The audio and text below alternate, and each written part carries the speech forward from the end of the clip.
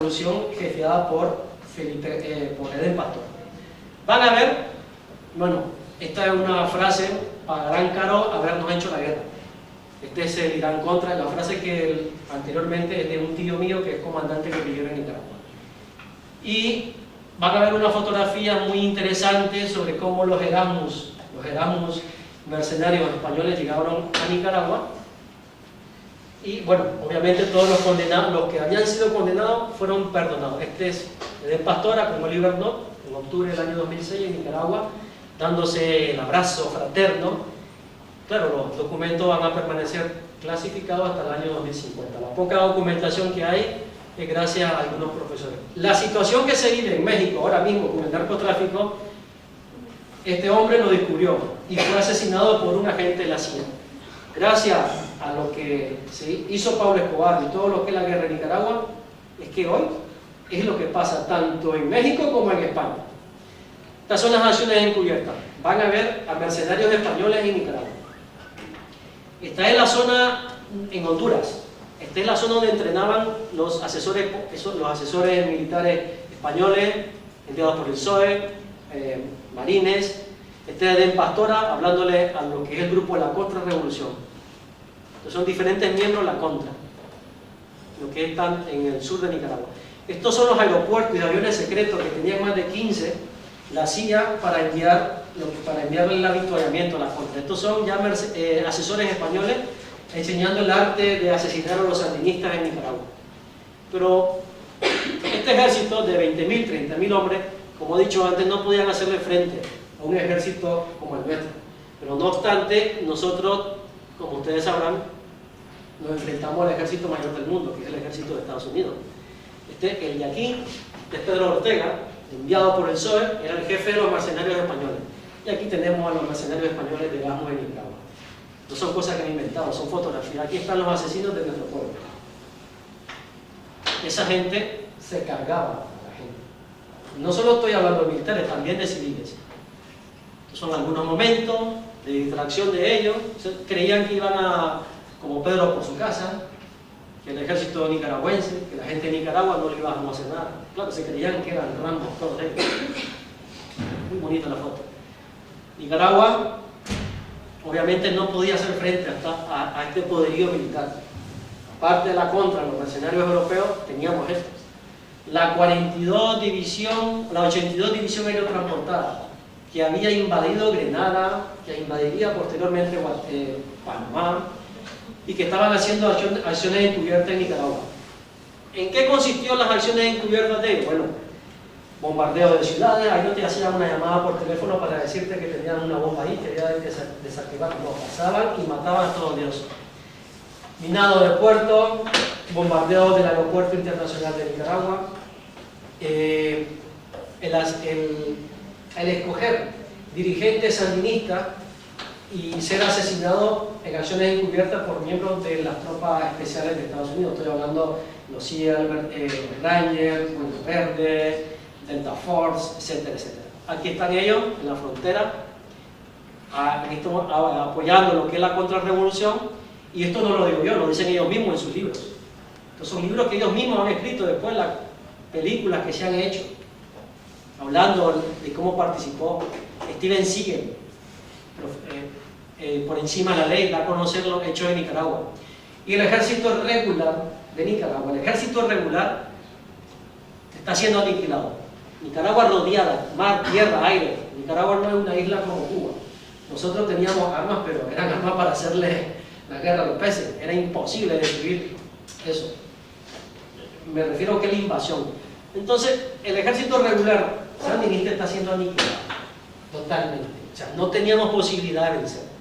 Entonces, el Frente Sandinista de Liberación Nacional decide llevar a cabo dos movimientos estratégicos. Uno para ganar tiempo, para preparar a nuestra gente. Y el otro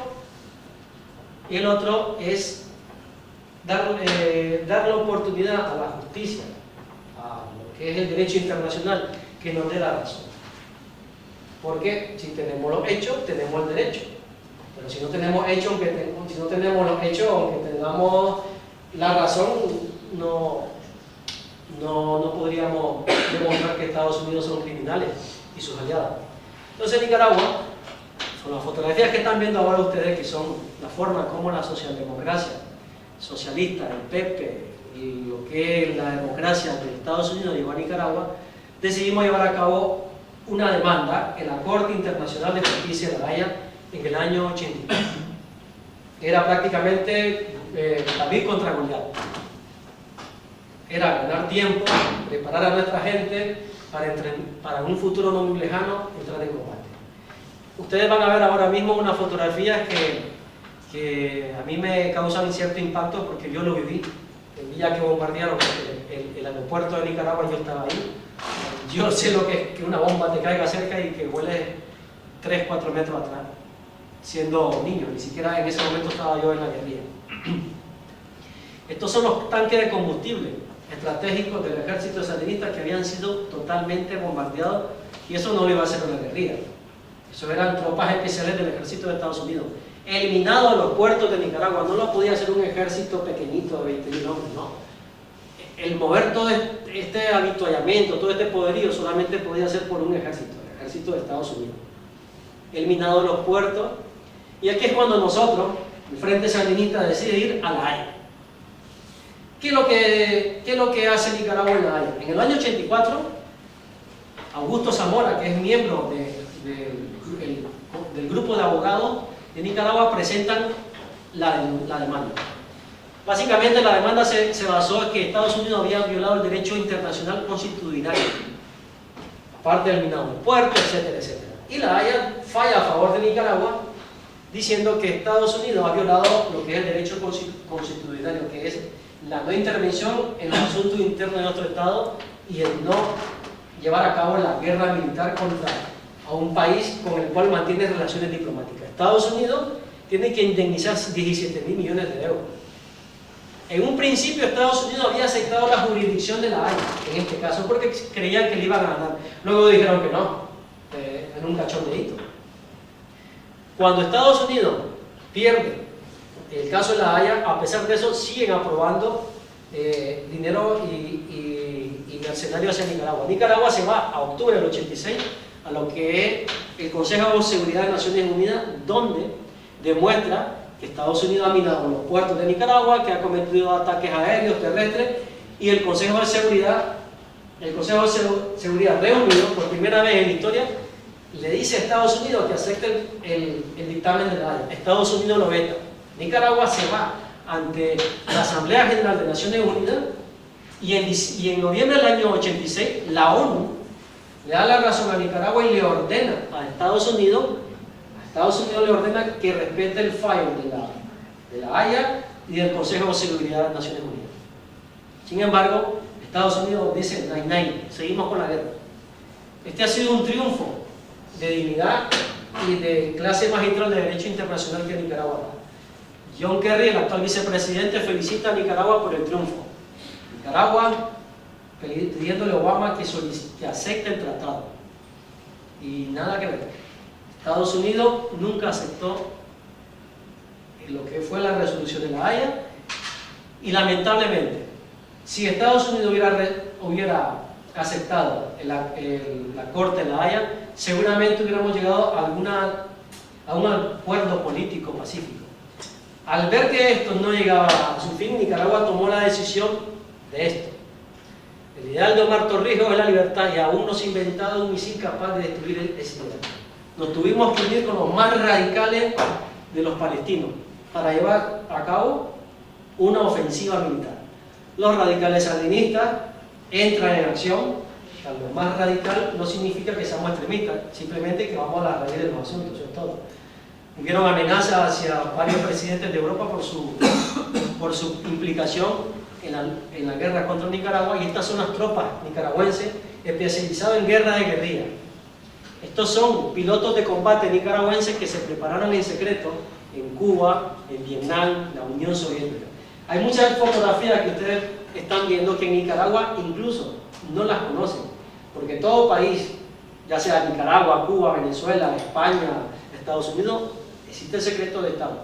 Esto lo he conseguido gracias a lo que yo viví, a lo que en mi familia muchos de ellos han sido diplomáticos, otros han sido guerrilleros, y que el jefe de inteligencia militar de Nicaragua pues es muy amigo de mi familia. Gracias a eso yo he conseguido esta fotografía que en Nicaragua son desconocidas aún para mucha gente. Estos son pilotos nicaragüenses preparándose para la guerra. Lo he puesto en valenciano, todas nuestras esperanzas puestas en ello. La preparación militar que se llevó fueron más de 2 años. Esta preparación militar fue exhaustiva, tanto en Corea del Norte, en Vietnam, en Cuba, en la Unión Soviética, pero a la par de ellos se fueron preparando unos batallones conocidos como los Cachorros de Sandino, que son los batallones de lucha irregular. En estos batallones de lucha irregular, a los cuales yo pertenecí, la única condición que ponían para pertenecer a los batallones de lucha irregular, que más adelante lo van a ver, es no tener hijos ni estar casado. Claro. ¿Por qué? Bueno, porque no queremos gente que tenga arraigo familiar, porque mucha gente que tiene arraigo familiar, cuando está en el fragor del combate, piensa en su familia y se nos desmorona. No tener familia, me refiero a no tener mujer ni hijos, ser deportista. No pensarán ustedes que un guerrillero fumando porro y con litrón iba a cambiar el mundo, ¿no? Porque esa gente en la noche se caminan 20, 30 kilómetros diarios y con porro y litrona no se puede cambiar. No se puede cambiar el destino de un país. Bueno, esas fotografías que están viendo son un momento en que están las bases secretas de los aviones soviéticos, cubanos, nicaragüenses, Nicaragua. Pero lo que quiero dejar claro yo es que los batallones de lucha irregular se forjan a raíz de la radicalización del Frente Sandinista, de que Estados Unidos desconoce la resolución de la ley. Si ustedes me preguntan a mí, ahora mismo, o a cualquiera de la gente de mi generación, Roger, ¿qué hiciste tú entre los 19 y los 20 años? ¿Sí? ¿Qué hicieron ustedes? Ustedes normalmente entre los 16 y los 20 años van de fiesta, al burrito, ligan, van a conciertos. Eso nosotros no lo conocemos. La generación mía, entre el que estuvimos ahí, que son estos batallones que van a ver, de los 16 a los 20 años nuestra adolescencia, nuestra vida fue destruida. Como consideraban que nosotros, los radicales sandinistas, una vez en los batallones de lucha irregular teníamos mínima posibilidad de sobrevivir, pues no se le puso mucha importancia a qué pasaría cuando salieran vivos. Da igual, hay que prepararse para la guerra. Pero para llegar hasta ese punto, teníamos que hacer un lavado de cerebro. Estos son los 12 batallones de lucha irregular de Nicaragua, las tropas especiales. Este es el Estado Mayor del Ejército Nicaragüense que dirigió la lucha. El de aquí era jefe mío. Fue agregado militar de Nicaragua en España hace algunos años. Este es mi batallón, el batallón de lucha irregular Farabundo Martín. Del grupo mío que entramos, que éramos 500, que entramos en combate, en el año 88, que lo van a ver ahí posteriormente, solo 5 estamos vivos al día de hoy. De los 5, 3 estamos exiliados en Nicaragua. Son fotos un poco fuertes porque yo recuerdo, estos 2 de aquí fueron jefes nuestros, jefe mío, Pedro Hondureño, el más moreno. Estos son compañeros míos, chavales de 18 años, de edad de ustedes, prácticamente jóvenes. Esta es mi fotografía cuando yo quería ser astronauta y aquí cuando ya estoy en el batallón de lucha irregular con mis compañeros de guerra, chavales de 16, 17, 18 años, gente normal, no éramos dogmáticos ni marxistas-leninistas, no, muchos de ellos eran católicos. Muchos de ellos lo único que querían era que la guerra se terminara por continuar sus estudios. Pero claro, ¿cómo te radicalizas tú? ¿Cómo un chaval que es católico, conservador, se radicaliza?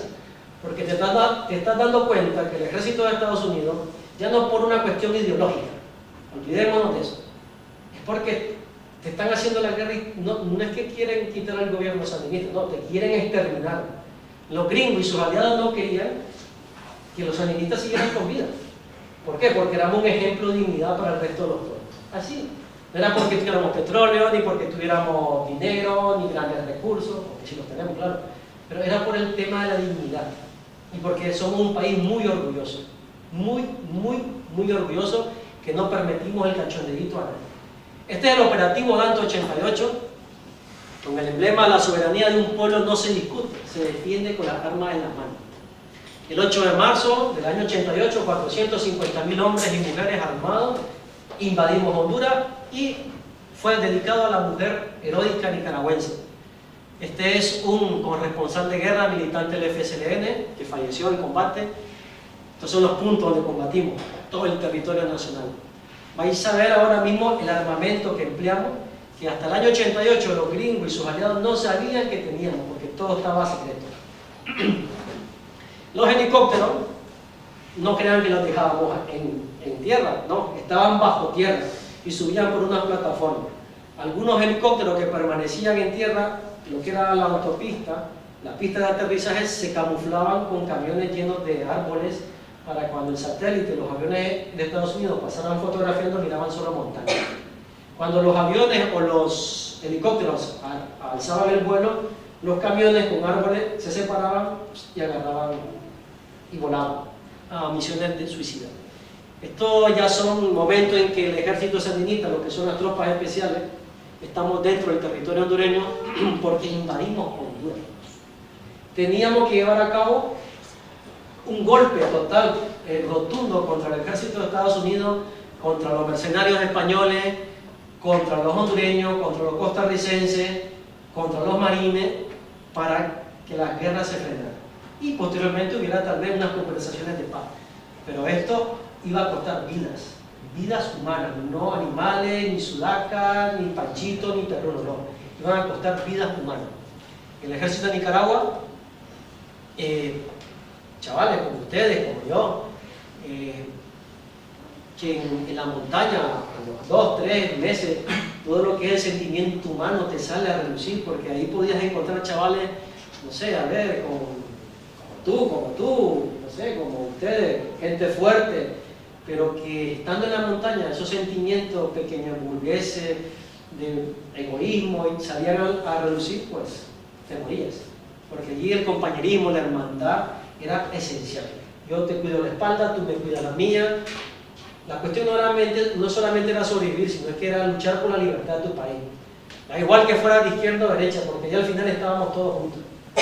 Era luchar contra una invasión que todo el mundo nos estaba haciendo por no aceptar la revolución popular sandinista. Y esto no es retórica, simplemente que Nicaragua quería vivir en paz, pero no se nos permitió.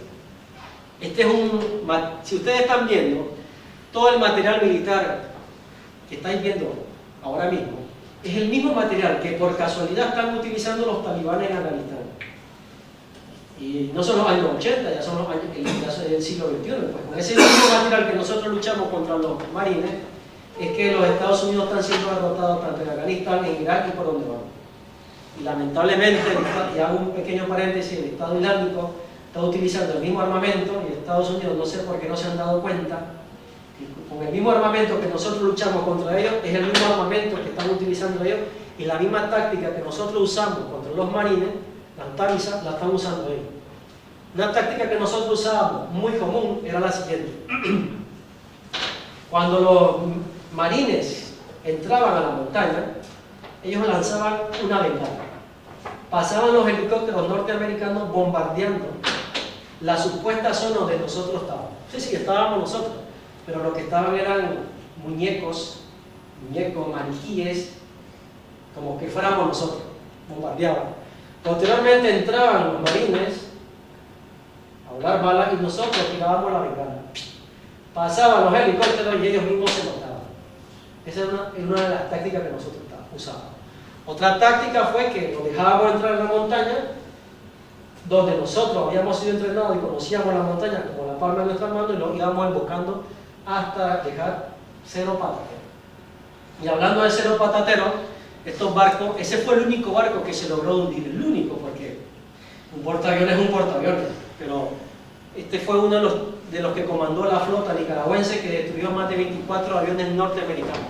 Este es el poderío del ejército sandinista, ya en el operativo Danto 88, donde nosotros los sandinistas, como decían los cubanos que nos llegaron a tener miedo, decían que los sandinistas estaban preparados para la guerra y para la paz, pero que éramos implacables en el combate.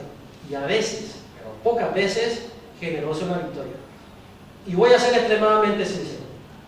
Olvidados de los derechos humanos, olvidados de la Carta de Naciones Unidas, olvidados de la Convención de Viena.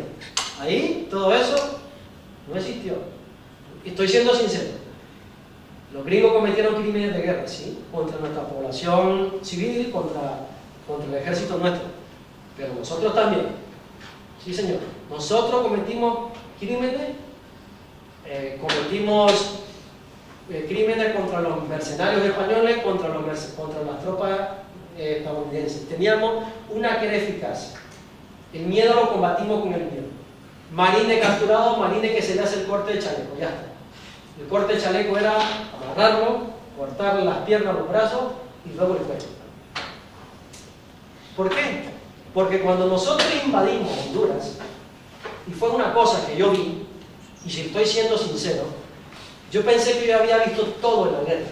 Cuando nosotros estábamos a 15 metros de la base de los mercenarios españoles, donde habían zonas donde aterrizaban los aviones y todo eso, encontramos una cosa que hasta el día de hoy no me lo quito de la memoria. Habían unos compañeros que habían llegado ahí, unos hermanos guerrilleros, y me decían, no vayan ahí porque eso no se puede.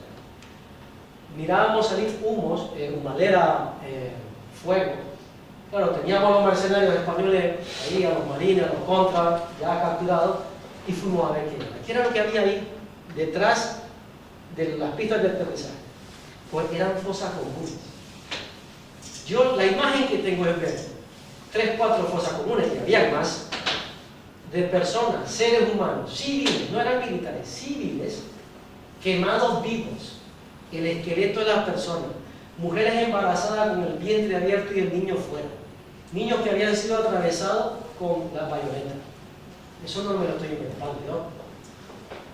Eso yo lo vi. Se me doblaron las piernas, vomité, y me disculpo si en algún momento me emociono porque son cosas que yo viví en la guerra. Y claro, los que hemos estado en la guerra salimos tocados, no es que esté loco, simplemente sufrimos shock postraumático. Fue en ese momento cuando nosotros vimos lo que son las fosas comunes y decidimos que todos los que habíamos capturado vivos, pasarle la cuenta como decimos nosotros. Y así fue. Lo tuvimos que hacer. Estos son algunos mercenarios que fueron asesinados, o mejor dicho, cayeron en combate, aunque yo no le veo el fusil por ningún lado, ¿verdad?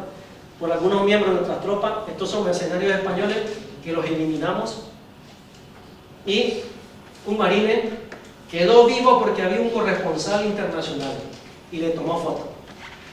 Su vida se la debe a un periodista internacional, no sé de dónde era, pero era un corresponsal. Si no hubiera estado ese hombre, se le elimina. Este es cuando se le hace un juicio. Era un circo, porque en realidad se le iba a condenar a 30 años de prisión.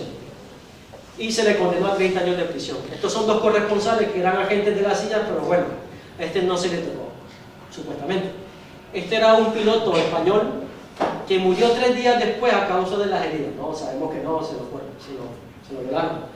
Y este fue otro agente de la CIA que se capturó en Nicaragua, que fue condenado a prisión. Pero el comandante Fonseca decía que teníamos que ser generosos en la vida. Vale. Entonces se les perdonó a los 2 agentes norteamericanos, al español que era piloto. Se les entregó a los familiares, al marine capturado, y se le envió a Estados Unidos con agentes de la CIA incluso, pudiéndonos bajar el avión, no quisimos. Y estos son algunos pilotos estadounidenses que ahí sí no hubo perdón. Todos sus cuerpos fueron entregados a sus familiares, no se pidió rescate. El Frente Sandinista en el año 90, por fin logramos derrotar al ejército de Estados Unidos, utilizando todo nuestro método disponible. Algunos de ellos volvieron a su casa en pedazos y los nuestros llegaron completos. No obstante, muchos de los que fueron a combatir en estos años difíciles no volvieron a sus casas. Al día de hoy algunas familias de Nicaragua siguen esperando a sus hijos que fueron a la guerra y lo único que reciben son urnas llenas de ceniza y de trozos de árboles, porque los cuerpos nunca fueron encontrados. De la gente que estuvo conmigo, muy pocos sobrevivieron. Estos son la gente que nosotros hemos enterrado en Nicaragua. Una guerra sangrienta, brutal, bestial, una guerra, si lo vemos en frío, loca, porque cuando tú estás en la guerra, yo sé que es difícil que ustedes entiendan esto porque no lo han vivido, no lo entienden, cómo entender todo esto. El Frente Sandinista luego pierde las elecciones políticas, aunque hayamos ganado la guerra, y damos la orden de eliminar a este tío. El jefe de la contra eliminado, los radicales sandinistas, y estos tres están amenazados de muerte en Nicaragua. Bueno, y posteriormente a Nicaragua, al haber perdido el poder político, porque lo perdimos, está el tema de la ONG, que no es un tema en el que yo me voy a centrar, sinceramente no, pero quiero que vean, ¿verdad?, cómo los escuadrones de la muerte en Nicaragua, apoyados por la ONG, eliminaron a los que habíamos sobrevivido a la guerra, a los que habíamos luchado por la libertad. El padre de la Constitución de Nicaragua, jóvenes estudiantes nicaragüenses asesinados, el legendario Zorro, los más radicales del Frente Sandinista eliminados en los años 90, después que nosotros dimos lo mejor de nuestra parte, lo mejor de nuestra vida hacia nuestra revolución.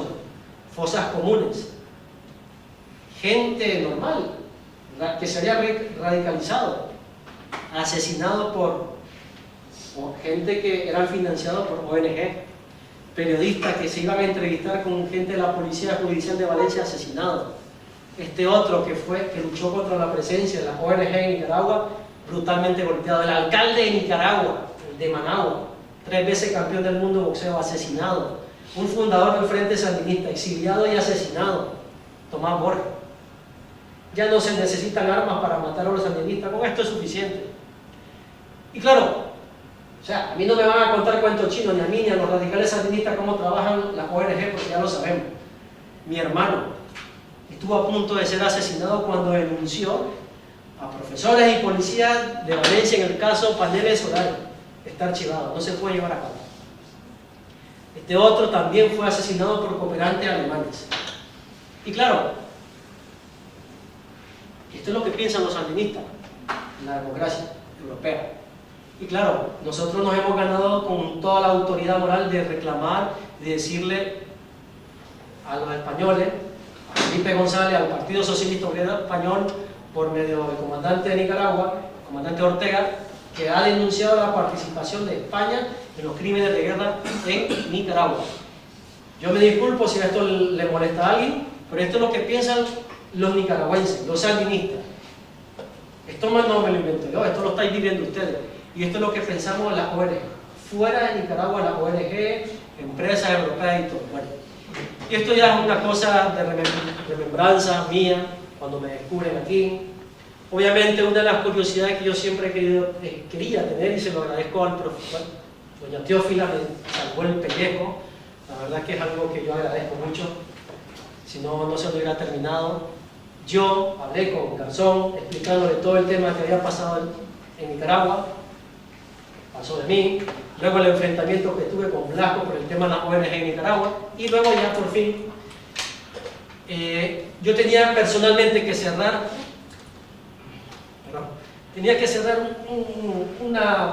una página de la guerra mía.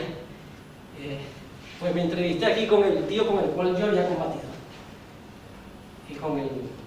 y es por los compañeros nuestros que yo estoy aquí hoy hablando, y vi la cara del tío contra el cual yo había peleado, y le dije: tío, ¿qué habéis hecho contra Nicaragua? ¿Qué le hicimos nosotros los sandinistas de España y de Estados Unidos? Y el jefe del Estado Mayor, del que era el jefe del Estado Mayor, reconoció el valor de los sandinistas, reconoció el valor mío como joven. Y he cerrado una página de la guerra. Creo que estoy en paz. Y quiero terminar pues leyendo un poema que escribí cuando estuve en el Centro de Internamiento para Extranjeros Grandes son aquellos que a pesar de tener todo en contra y ser juzgados por ser quienes son, se mantienen firmes resistiendo como el acero de Apolo, fuerte como los brazos de Hércules, no cambian para complacer a nadie, no se venden por migajas, no son traidores a su tierra y nunca dejan de luchar por su libertad. Muchas gracias y pido disculpas si a alguien yo he molestado. Gracias.